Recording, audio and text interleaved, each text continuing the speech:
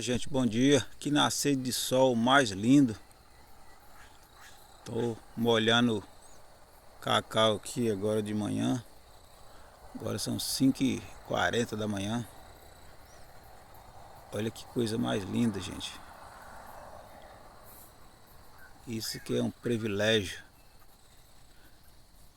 das coisas de Deus. Coisa maravilhosa. Isso aí. O dia promete hoje. Vamos que vamos. Porque tem muitas bênçãos para nós nesse dia.